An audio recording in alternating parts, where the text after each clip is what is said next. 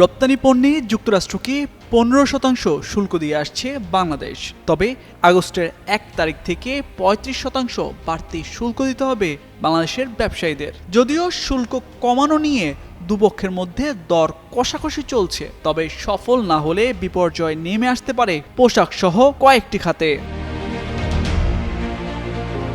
পোশাক শিল্পের ব্যবসায়ী সংগঠনের নেতারা বলছেন, দেশের রপ্তানি আয়ের 84% আসে তৈরি পোশাক থেকে। গত বছর বাংলাদেশ থেকে যুক্তরাষ্ট্রে $734 কোটি তৈরি পোশাক রপ্তানি হয়েছে। আর যুক্তরাষ্ট্র হলো বাংলাদেশের পোশাক খাতের সবচেয়ে বড় বাজার। সেখানে যদি এত শুল্ক দিতে হয়, তবে তৈরি পোশাক শিল্পের মুনাফা কমে যাবে। এছাড়া ইউরোপীয় ইউনিয়নের বাজারেও নেতিবাচক প্রভাব পড়তে পারে।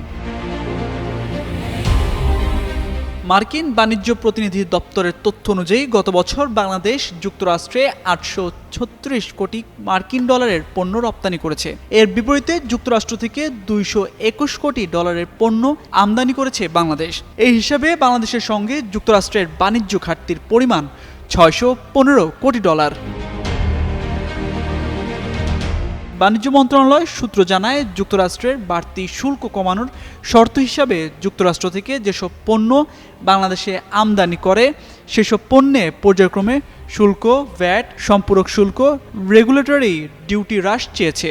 এরই অংশ হিসেবে বাংলাদেশ ও যুক্তরাষ্ট্রের মধ্যে বিদ্যমান বাণিজ্য ঘাটতি কমানোর পরিকল্পনা নিয়েছে সরকার। বিশেষ করে সরকারি খাতে ফুড, ড্রিঙ্ক, বোয়িং বিমান ও মিলিটারি ইকুইপমেন্ট কেনার ক্ষেত্রে যুক্তরাষ্ট্রকে গুরুত্ব দেওয়ার সিদ্ধান্ত হয়েছে। জানা গেছে, যুক্তরাষ্ট্র থেকে আমদানি করা গম, সয়াবিন, এয়ারক্রাফট ও অন্যান্য মেশিনারির উপর ডিউটি খুব কম। তুলা আমদানিকে আরও অগ্রাধিকার দেওয়া হবে। তুলা আমদানির উপর 2% এআইটি আছে, সেটি প্রত্যাহার নিয়ে আলোচনা হচ্ছে জাতীয় রাজস্ব বোর্ডের সঙ্গে। পাশাপাশি যুক্তরাষ্ট্র থেকে তুলা আমদানি যাতে বেশি হয় সেজন্য কিছু সুবিধা দেওয়ার চিন্তা করছে সরকার। এর আগে গেল সোমবার অন্তর্বর্তী সরকারের প্রধান উপদেষ্টা ডক্টর মোহাম্মদ ইউনূসকে চিঠি দিয়ে নতুন শুল্ক আরোপের বিষয়টি জানান মার্কিন president Donald Trump. Tamjid Mirza, Jugantor news.